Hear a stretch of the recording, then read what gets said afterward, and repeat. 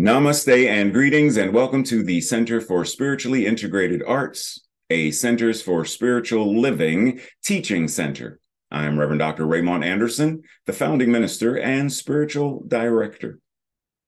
If you ever have questions about who I am, who we are, what we do, what is Spiritually Integrated Arts? What is a teaching center? What is Centers for Spiritual Living? What is metaphysical spirituality? What is New Thought? Science of Mind and Spirit?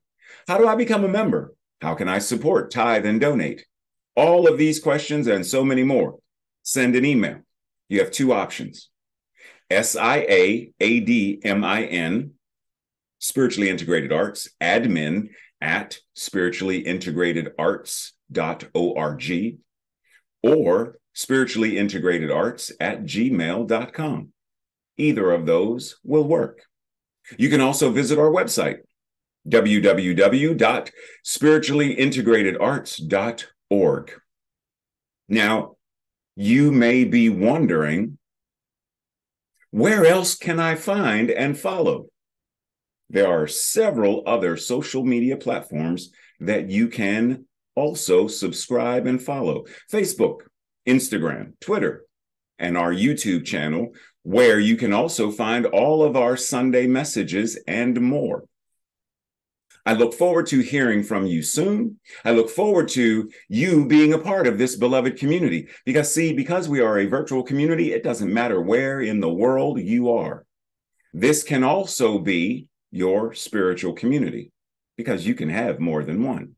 Anywhere that you feel supported, anywhere you are spiritually fed is home, is community, is relationship. So I look forward to dialoguing more, conversing more, getting to know you. Much love and appreciation. Live long and prosper. Chat with you soon. Take care.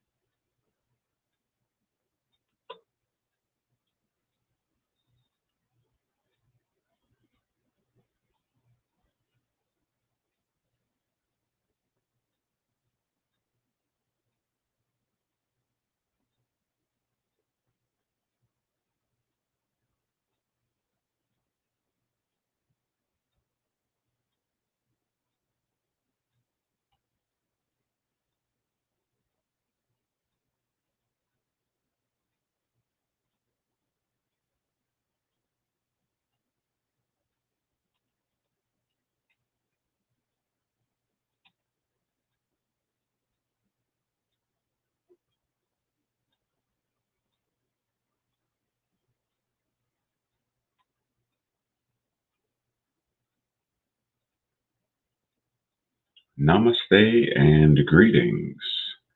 October 8th, we continue our discussion with this idea of what it means to play with, to explore, to dive deeper into the mystery and the contradiction or seeming contradiction that paradox is. And today, we are specifically talking about what it means to get comfortable, getting comfortable with discomfort. Say again? Yeah, because we try to avoid anything that is uncomfortable 98% of the time. And yet today we are invited to start getting comfortable with discomfort. As we continue to explore the benefits of the paradox, it is imperative that we look at the various polarities that exist in our lives. Having an ineffective or obsessive attachment to one perspective or one belief or one way of doing things often causes us suffering. For example, when I first moved in to with Tracy when we were living in Maryland, this might have been even before I moved in, but she would have all of the cans in the cabinet facing one direction and all the bottles of water facing one direction. And I would purposely just go in and randomly turn so labels were facing in all kind of ways. And Tracy would be like, what are you doing? Having an ineffective or obsessive attachment to one perspective, one belief, or one way of doing whatever it is often causes suffering. Now, in order to engage in the process of healing and evolving and transforming, we have to be willing to remain open at the top. We have to be willing to open to understanding that there are alternative perspectives and alternative ways of doing things and seeing things and learning things and understanding things. And then, as we are better capable, better able, more possible, we find that there is a third way, quote unquote, or as the Buddha would call it, the middle way.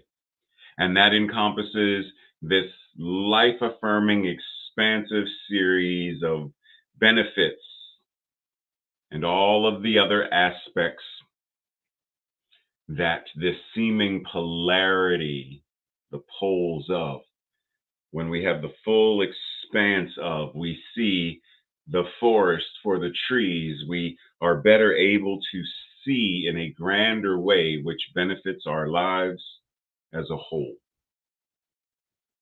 But it is not comfortable doing so. Now, as we dive in, let's talk quickly about what is the definition of polarity. Just a simple definition. Polarity is when an entity contains two distinct and opposite poles that can either attract or repel each other.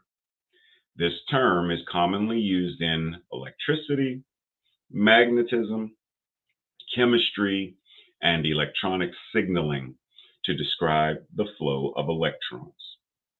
So as you see right here, polarity is commonly used in a variety of different quote unquote sciences and ways of expressing and understanding science. Then it would make sense that on some level, this being the science of mind and spirit, that polarity would also have a place within our teaching where we are invited to say, well, where within science of mind and spirit, where within New Thought, what is the entity that contains two distinct and opposite poles or opposite beliefs or opposite understandings that are attracting something or repelling something? Now, within the scope of chemistry, an example would be a water molecule. There are two charges that are present. The negative charge, seen as the red shade, and the positive charge, seen as the blue. Now, the poles do what? They attract, which they bind the molecules, therefore creating water. Within spirituality, a spiritual polarity is forces that come in pairs, negative and positive, yin, yang. Now, they're not, once again, they're not opposites, they're complements. Negative and positive aren't opposites. They're complements. They complement each other. Action, reaction, or action and inaction, the masculine, the feminine. You cannot only nurture certain energies within yourself. You cannot only nurture the yin because it throws you out of balance. There needs to be the third way, the middle way, the balance between yin, yang, light, dark. Okay?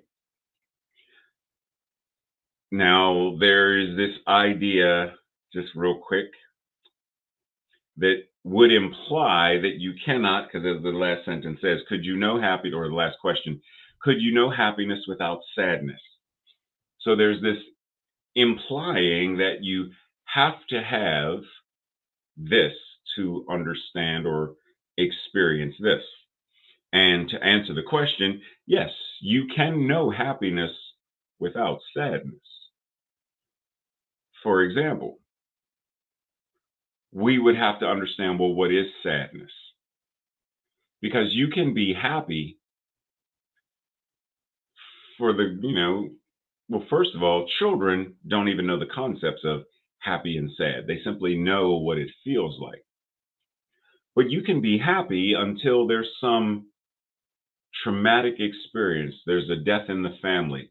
It's the first time you've ever experienced grief, the first time you've ever experienced true sadness.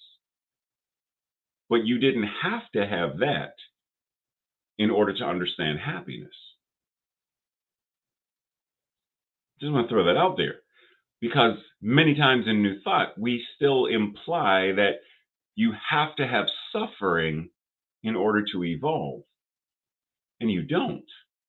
You can have divine discord, which isn't suffering, that moves the energy of evolution. I've said it before, as an artist, as a creative, I don't have to suffer like a Van Gogh.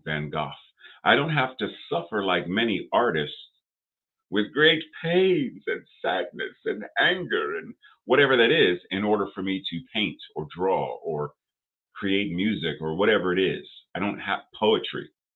I don't have to have that great pain.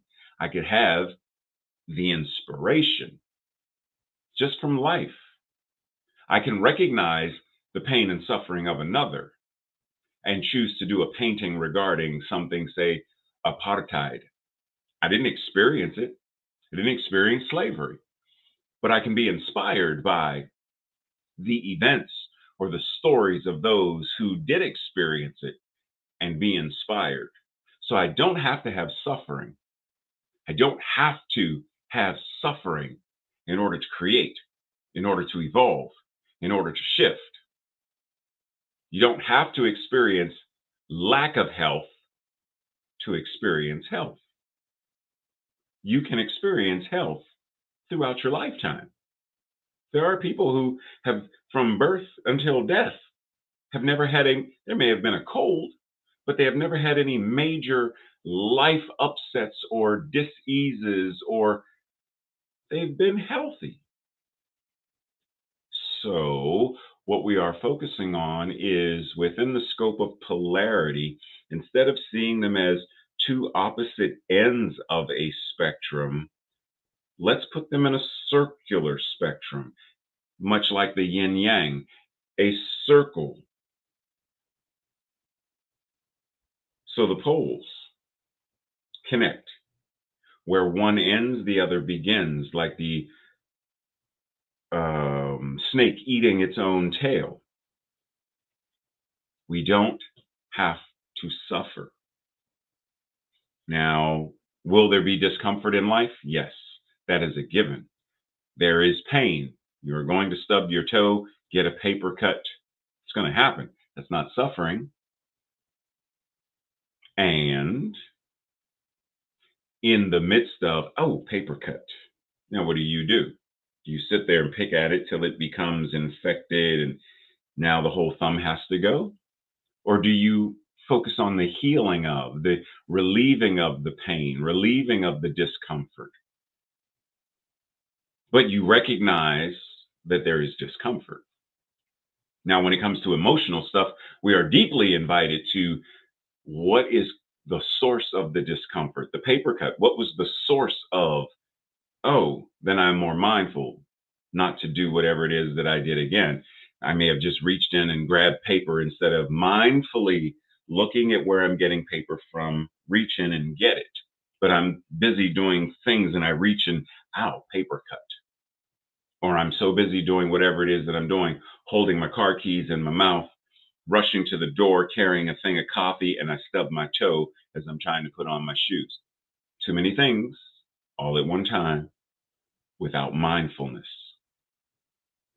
Dr. Holmes says, and let us not forget the importance of keeping our minds in a state of good natured flexibility.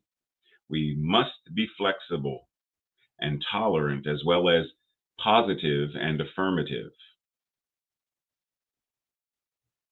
Keeping our minds in a state of good natured flexibility. Why? Why should we be flexible?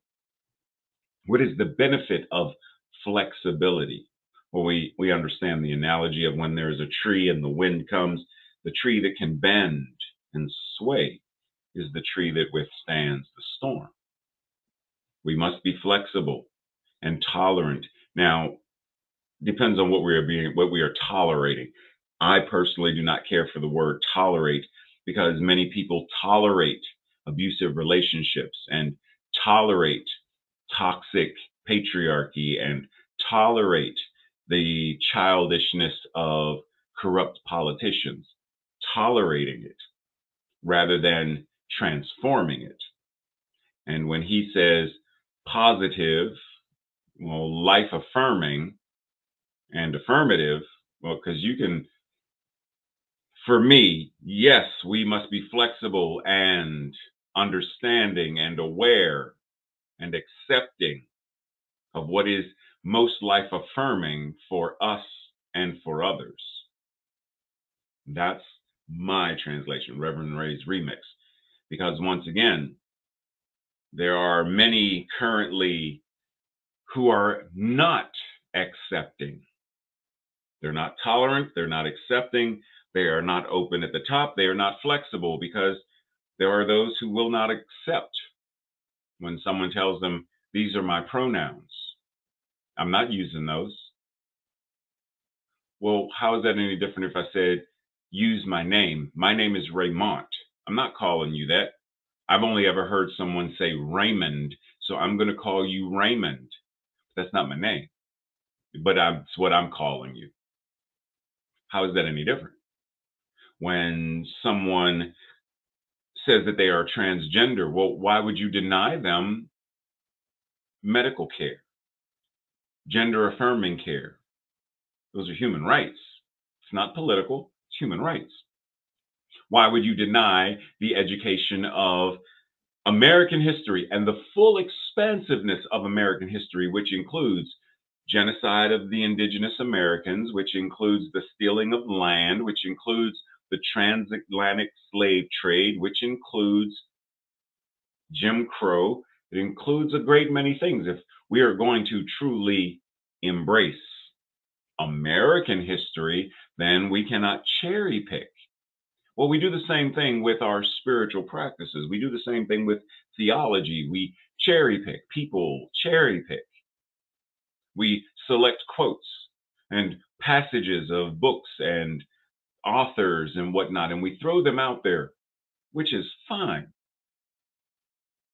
But sometimes our invitation is to have a deeper discourse. What is it that this quote, that this passage, that this intolerant, that this bigot, that this judgmental, that this critical, that this whatever it is, have a discourse, have a conversation. What does this really mean? What is the issue here? What is in consciousness that I am being invited to embrace, to accept, to understand, to heal, to be present for? Because if I'm not going to be present for it, if I'm not going to be aware of it, then I am denying such things as critical race theory. I'm going to say that doesn't exist. Being woke, no, this is where woke goes to die. Then I'm going to be one of those who says that because I don't want to acknowledge the full expanse of what history says. I don't want to examine or acknowledge the full expanse and the full spectrum of gender expression. I don't want to. So I shut down. I close off. I am no longer open at the top. Elie Wiesel, prolific writer, Holocaust survivor, He famously said that the opposite of love is not hate. The opposite of love is indifference. And indifference simply means a lack of interest, not being invested in. There is no feeling towards, there is a disregard of. It's having a sense of nonchalance, a sense of apathy, callousness. Now, why is he saying this? Because there were many Germans who were indifferent towards Hitler and the Nazi Party, which is what gave them the ability to rise as they did. And once they rose to the position that they did with the authority and the pseudo power that they then began cruelties that we can't even imagine. The Holocaust. Are there things that we today are indifferent towards? Are there things that we in New Thought are indifferent towards? Archbishop Desmond Tutu once said, "If you are neutral in situations of injustice, you have chosen the side of the oppressor." To not choose is a choice. And so when you see or hear about an injustice happening in the world, people who live in a food desert, a food apartheid, when you hear about school shootings and mass shootings, various injustices, inequities, when you hear about police officers who are sanctioned to kill unarmed people of color, to shoot people of color in the back, it's not justified, to burst into someone's apartment because they don't, as the police, they don't have to knock, they don't have to announce themselves. They are given free rein to just burst in. And when the person who doesn't know who's bursting into their home attempts to defend themselves, the police shoot them, and they are justified. This is an injustice. If we remain neutral, or as Elie Wiesel said, indifferent or silent, then we have chosen the side of the oppressor. Is that what it means to be in New Thought? Is that what it means to be healthy? To be an effective steward of our divinity, our divine magnificence, of our health and well-being? Is that what it means?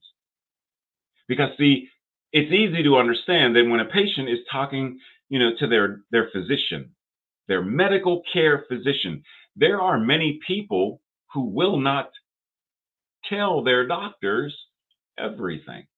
Tracy and I have had this conversation many times because we don't understand. Neither of us really understands, of all the people that you would keep a secret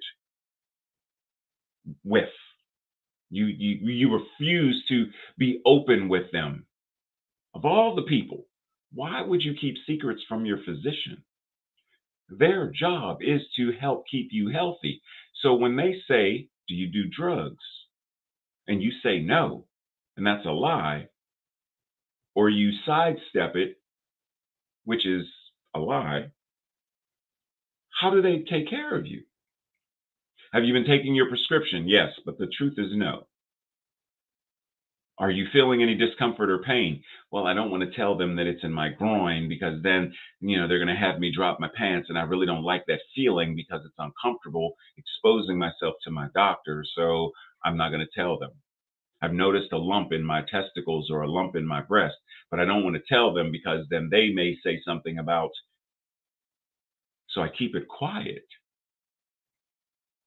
Is that effective stewardship of our divine magnificence and this thing called life? Have I not chosen, through my silence, have I not chosen the side of dis-ease, lack of health and well-being, non-life affirming energy? Have I not chosen that as the oppressor through my indifference and my silence, through my not speaking up for my own greater good and health and well-being? Now, it's easy to see it in the scope of the medical profession, but a physician is a physician just as we are metaphysicians. So why keep quiet? Why keep secrets? Dr. Holmes says, keep the doorway of your mind open, feeling, thinking, communing with this life, capital L life, which we understand 99% of the times when Holmes writes this way, it references God. So feeling, thinking, communing with God, know that it, capital it, God, fills you with light and with power because you are God. You are the incarnation of, you are the individualized expression of this life. So what does it mean to feel God, think God, commune with God, to be filled with the light that is God and filled with the power that is God, even while being finite? Remember the presentation from our Sunday message last week. You are all of these things. You are infinite and also finite. You are human and you are also an individualized expression of God, both and. So how do you keep the doorway of your mind open? How do you remain open at the top? You know, that is what we say in CSL. Be open at the top. To which I always say, and be open at the bottom. Both and, yin, yang, light, dark. Be open to both. Receive through the ground, through the roots, as well as from the sunlight through the leaves and the branches. Both and, but we can only do that if we are open to it. Breathe.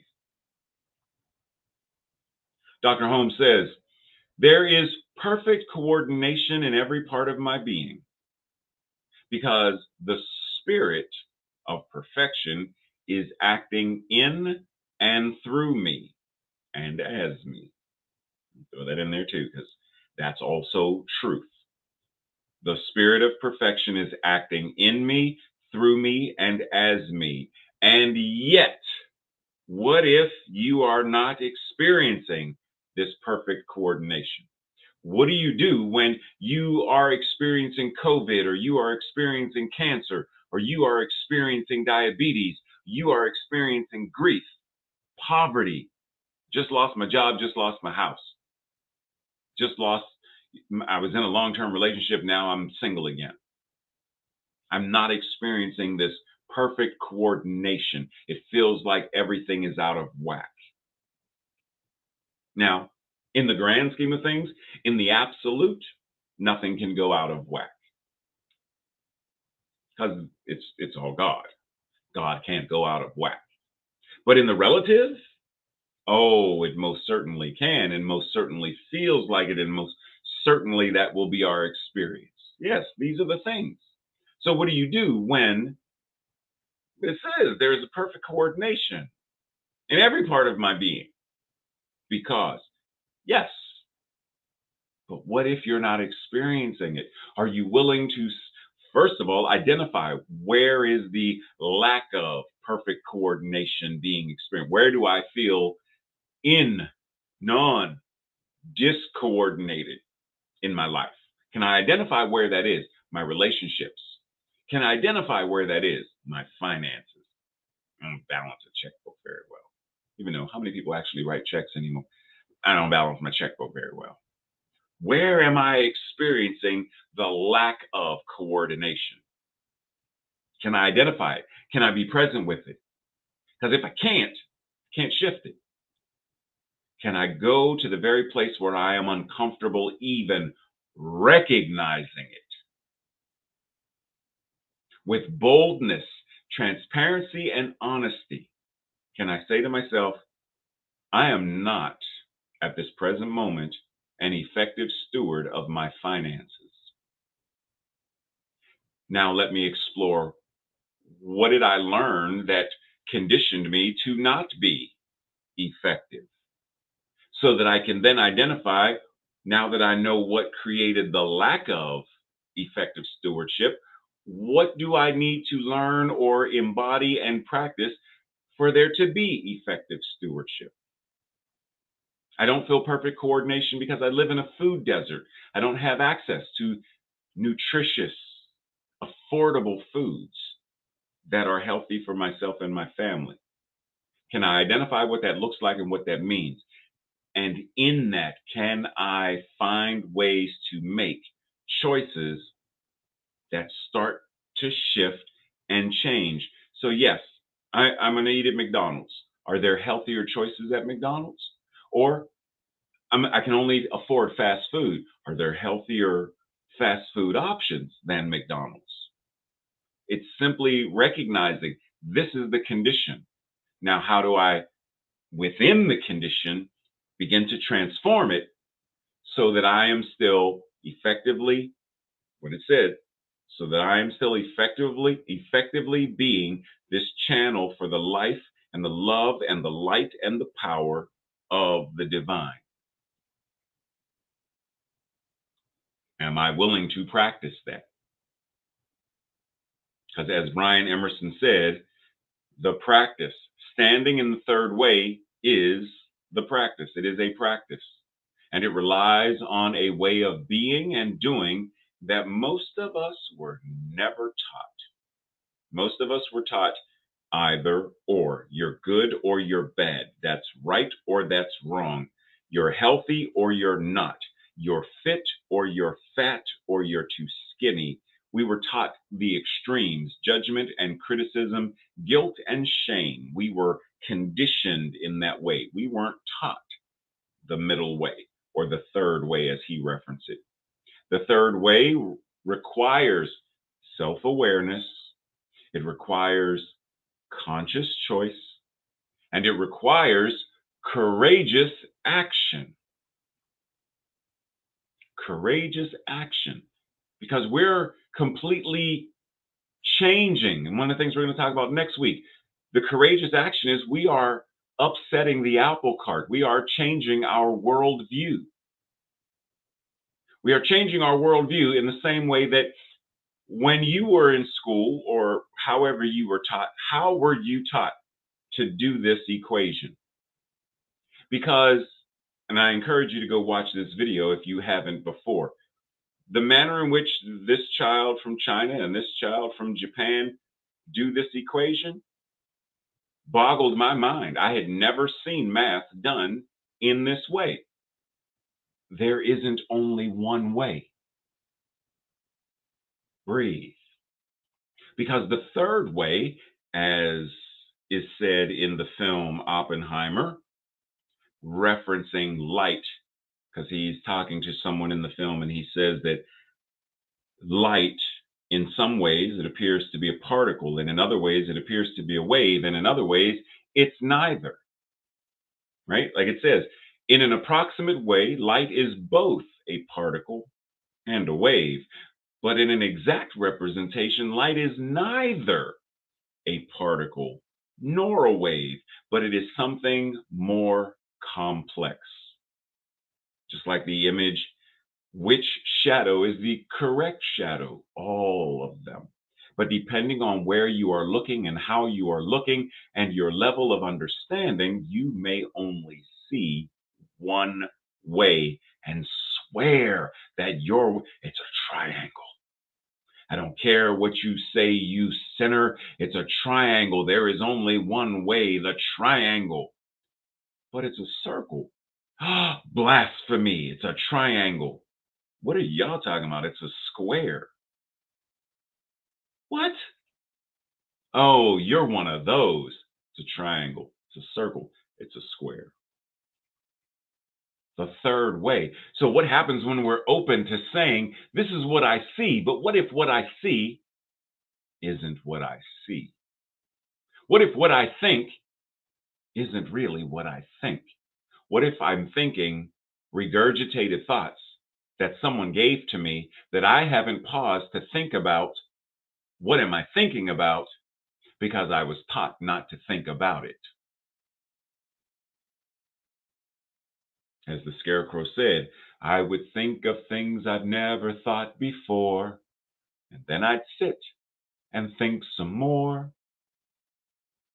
The third way invites us to think differently, to expand our awareness.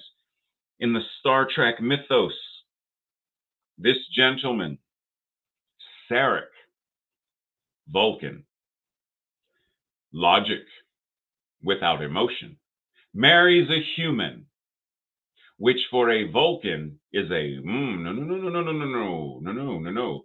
But Sarek marries a human, and the two of them have a child, Mr. Spock. Now, Spock, because Vulcans supposedly have no emotions, but if you're familiar with the Star Trek mythos, you understand that Vulcans have emotions, but through generations and generations and generations, because their emotions are so intense, they have learned to suppress them in favor of logic. Now, which aspect of Spock is Spock? Is he more human? Is he more Vulcan? Or is Spock something that is neither human nor Vulcan, nor even the offspring of human and Vulcan? Spock is a completely different expression of life itself. What if there in the Vulcan canon there is this Kol-ut-shan, Kol-ut-shan, Kol-ut-shan, which means infinite diversity in infinite combinations. It is a deep part of their, for lack of a better word, I will call it theology, their metaphysics. There is infinite diversity showing up in infinite combinations. Spock is an embodiment of the expression of the infinitude of life. He's neither human nor Vulcan, nor half human, half Vulcan. Spock is something altogether different, while being parts of these others. Now, in a real world view, something that is more applicable and practical as a real world experience, when we see these robes worn by people, what do these robes represent? Do they represent symbols of pride? For some they do. Or do they represent symbols of terrorism? For some they do. Either or. Well, if we bring into this gentleman, for him, the robes don't mean what they mean. For him, the people wearing the robes don't mean what the robes would indicate that they mean. For Daryl Davis, the robes represent the opportunity to heal, to build relationship, because this gentleman for 30 plus years has been engaging in conversation with Klansmen. And through the dialogue, through getting to know them and allowing them to get to know him, their paradigms have changed and they have surrendered their robes and their ideology of white supremacy, etc., have become friends with this black man and gave him their robes as a symbol of, I surrender and relinquish this old for the new. What?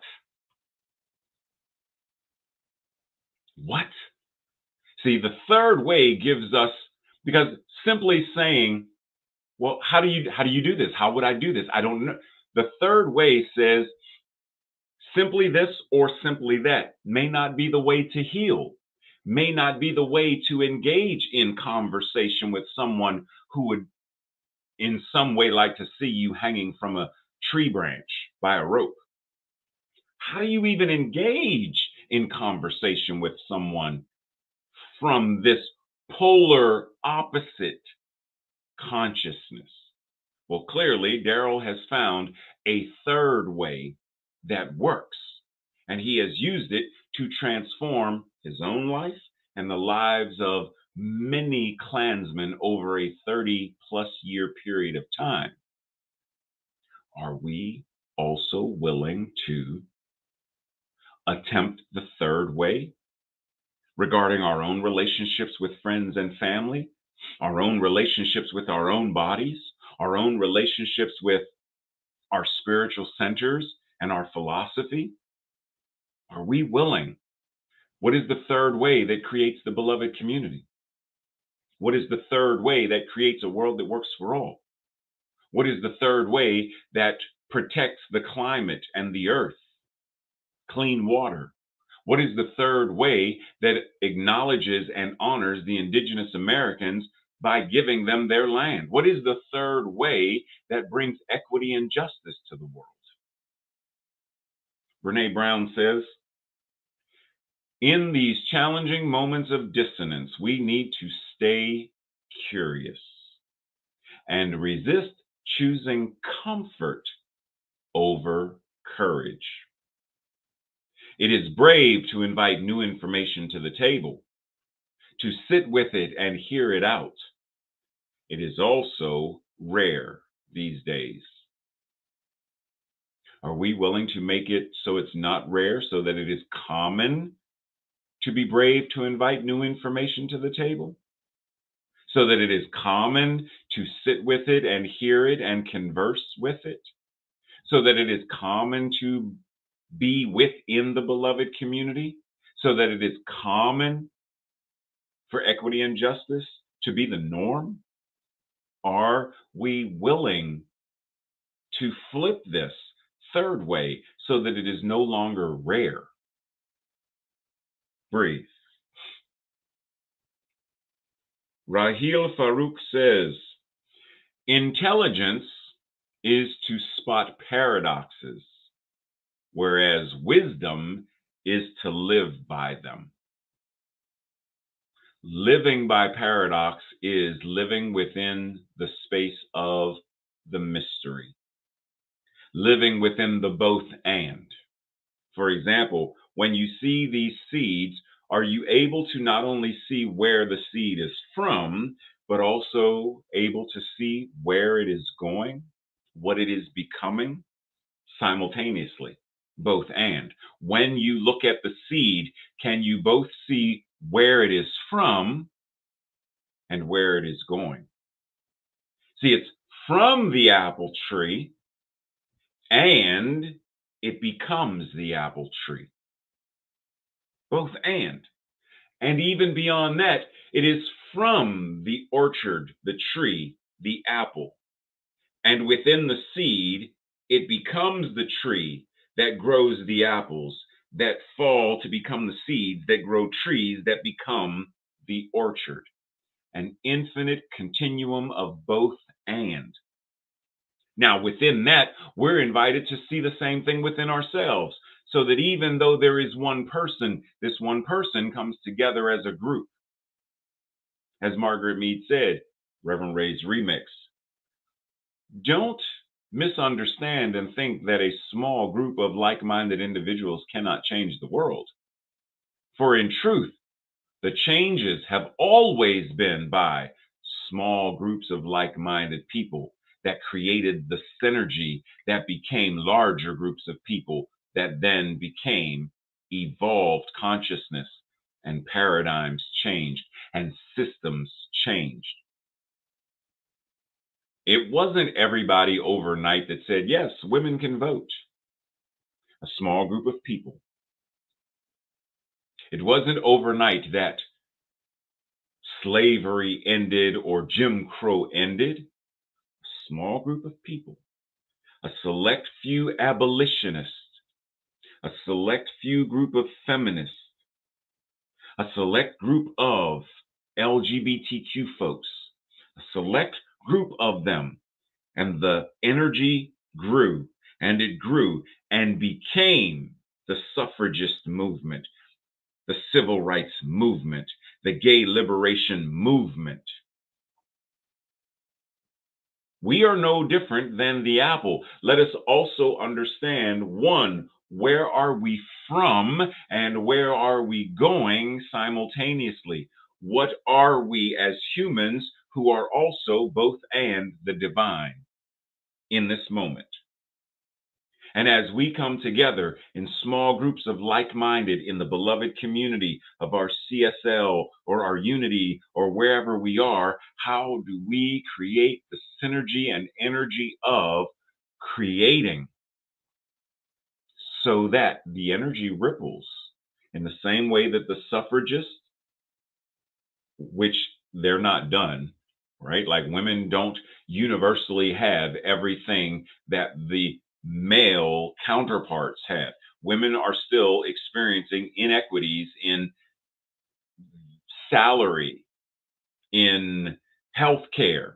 Women are still, right? So don't get it twisted and let's think that, oh, well, civil rights movement, finally, the Negroes have arrived. And no, no, no, no, no, no, no. There's still a great wave of colonized consciousness that is still the oppressive energy that is showing up around the planet. So, what is our invitation to see? I am both God and this individualized expression that we call human, and I am able to see where I am from, both my human ancestors and my divine origin, and I am able to see what is mine to do to move forward, to evolve, to spiral upwards, to share with the world, to be a beneficial presence in the world. Both and.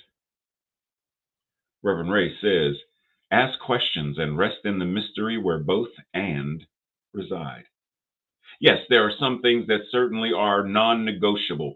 Slavery has no redeeming value. That is a non-negotiable thing to discuss. And we need not entertain simply to entertain. But if we are inspired to ask from a third way, we certainly can do so if that is ours to do. The key is to ask, what benefits me and the world in my asking this question? And then simply hold the question and ask again, or ask anew, but hold the question and ask. Now, regarding this, slavery has no redeeming value. We may not ask, well, what is the redeeming value in slavery? Is that we may not ask that question because there is no redeeming value in slavery, but we may ask this select group of people who want to push that narrative, what must they believe in order to tell this lie? In order to have this propaganda of an ideology that they would rather not address the truth in favor of this sugar candy coated narrative? We can ask that question. What's in their consciousness? That is, what is in their belief system? That is, what is in their paradigms? That is creating this other narrative that is untrue. And in it being untrue, it is also ineffective in education. It's ineffective in creating systems of equity and justice. It's ineffective. So let us ask, what is the dis-ease of their mental equivalent? Because then once we identify that, then we can engage in the conversation. See, Daryl Davis understands what makes a Klansman a Klansman. So when he enters into the third way to have conversation with them, he understands the dis-ease. And as a physician, as a metaphysician, as a jazz musician, he improvs and changes the harmonies of the discord and brings it into a state of harmonics, a state of harmony, a state of unity. Our invitation is to do the same. This week's declaration or affirmation, I will say it first, and if it resonates with you, say it with me. I am open to vast possibilities as I discover multiple perspectives. Together, I am open to vast possibilities as I discover multiple perspectives. And we breathe, and so it is. And so we rest in this space of infinite awareness as we explore the questions for this week. Dun, dun, dun. What are some polarities that you are navigating in your personal life? Remember, be brave, be courageous, be honest. What are some polarities that you are navigating in your personal life? Where do you find yourself doubling down when your views are shaken? When someone challenges something you believe in, where do you find yourself doubling down? What views, if any, have changed regarding your doubling down, and what brought about the changes? For example, maybe at some point you believed in the death penalty, but you no longer do. Well, what changed? Years ago, you doubled down. No, if you do this, this, or this, then you should death penalty. And something happened and shifted, and now I no longer believe in it. I no longer believe that that is the answer. Well, what happened? Number 3, what is the third way you have found that works in your life? And if you haven't found, because you haven't practiced the third way or a third way, this is your invitation to do so. Number 4, where in new thought do you notice that we are closed versus open-minded? Remember, be open at the top, open at the bottom. Open the door of your mind, the door of your consciousness. Where in new thought have you noticed that we tend to be closed rather than open, or closed versus open? And then lastly, where are you invited to better balance, to find better balance, to be in better balance in your life?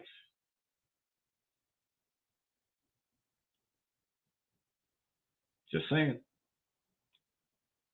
Now let us anchor in and ground and close out in truth via the thing that we refer to as spiritual mind treatment, affirmative prayer, declaring the truth of our being. Simply sitting right here and knowing that there is this vast, infinite mystery, but that the mystery is not a mystery to the divine. That which is, is. And yet, in this finite form, there are things that we cannot know in totality.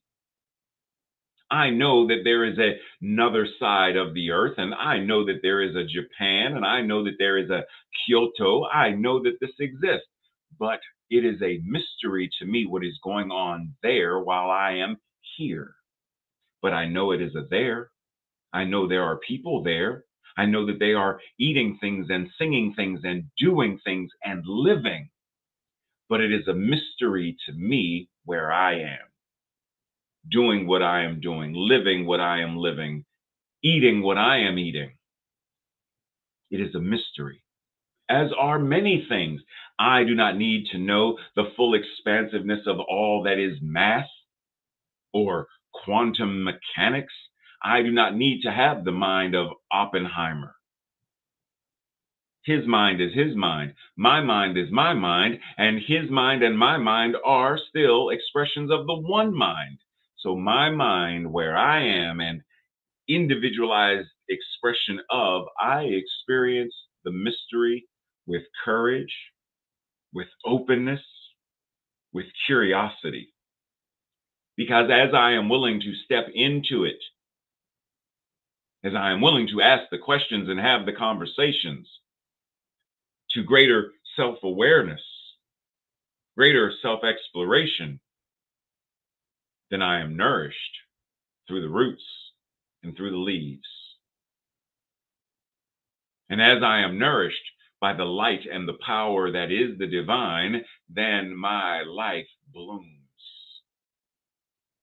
And then I sow more seeds, and there are more things that bloom, and I sow more seeds, and there are more seeds to plant and more seeds to sow and more to harvest, because there is more that is growing and more that is blooming, and I am known by the fruit that I bear. And so I do the work.